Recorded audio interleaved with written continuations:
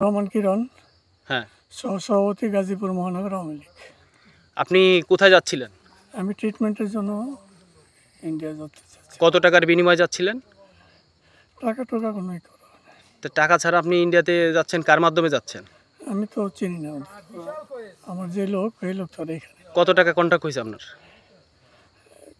1 লাখ টাকার মতো। 1 লাখ টাকা কন্ট্যাক্ট, তাই না?